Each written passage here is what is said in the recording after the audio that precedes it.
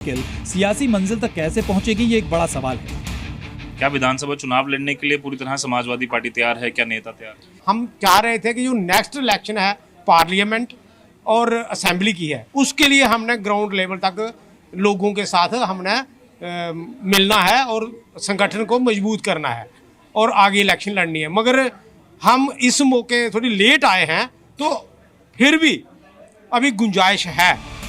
घाटी में अखिलेश के सामने चुनौती पहाड़ जितनी बड़ी है। यूपी में उनके सियासी साथी राहुल उमर के साथ 2 कश्मीरी लड़कों की जोड़ी बना चुके हैं। तो फिर घाटी में अखिलेश के इस पॉलिटिकल पर्यटन के मायने क्या है?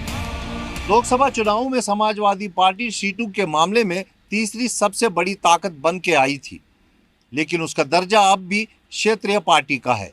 बताया जा रहा है कि अखिलेश यादव समाजवादी पार्टी को एक राष्ट्रीय दल बनाने की कोशिश में है, लेकिन इसके लिए समाजवादी पार्टी को देश के अन्य राज्यों में राजनीतिक विस्तार की जरूरत है। बताया जा रहा है कि यूपी में अखिलेश ने कांग्रेस को जो सियासी जमीन दी थी, बदले में कांग्रेस महाराष्ट्र और हरियाणा विधानसभा में एसपी को जगह देगी। जुलाई में ही अखिलेश ने मुंबई में एसपी सांसदों की परेड कराकर संदेश साफ दे दिए थे। कश्मीर घाटी मुस्लिम बहुसंख्यक है।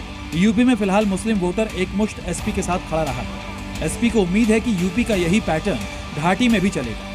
कश्मीर में समाजवादी पार्टी का खाता खुलता है तो मिशन नेशनल पार्टी की तरफ एसपी के कदम बढ़ेंगे। एक तरफ एसपी की साइकिल घाटी में दस्तक देकर इतिहास रचने की कोशिश में है, तो दूसरी तरफ दिल्ली से पंजाब तक पैर पसार चुकी आम आदमी पार्टी भी जम्मू कश्मीर में कमाल करने का दावा ठोक रही है। जम्मू कश्मीर में आम आदमी पार्टी 7 सीटों पर उम्मीदवार उतार चुकी है। घाटी के लिए 40 स्टार प्रचारकों की लिस्ट जारी हो गई है।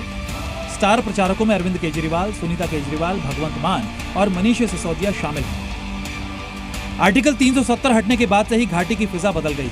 साथ ही यहाँ की राजनीति में भी बदलाव आया है। मुद्दे बदले हैं, रणनीतियां बदली हैं, और इस बीच एसपी और आम आदमी पार्टी कितनी सियासी जमीन तलाश पाती है, ये देखने वाली बात होगी। श्रीनगर से खालिद हुसैन और जम्मू से रजत बोहरा के साथ ब्यूरो रिपोर्ट, जी मीडिया।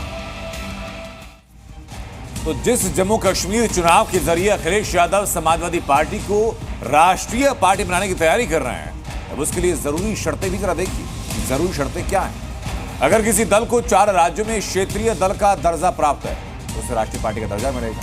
या फिर कोई दल 3 राज्यों को मिलाकर के लोकसभा की 2% सीटें जीतती हैं तो राष्ट्रीय पार्टी का दर्जा मिलेगा। या फिर कोई पार्टी 4 लोकसभा सीटों के अलावा लोकसभा चुनाव या विधानसभा चुनाव में 4 राज्यों में 6% वोट हासिल करती हैं तो भी राष्ट्रीय पार्टी माना जाए। चुनाव के वक्त राष्ट्रीय पार्टी को पब्लिक ब्रॉडकास्टर यानी कि दूरदर्शन पर मुफ्त में चुनाव प्रचार का समय मिलता है। राष्ट्रीय पार्टी को पूरे देश में एक चुनाव चिन्ह पर चुनाव लड़ने का मौका मिलता है और वो चुनाव चिन्ह किसी भी दूसरे दल के द्वारा इस्तेमाल नहीं किया जा सकता। जी न्यूज़।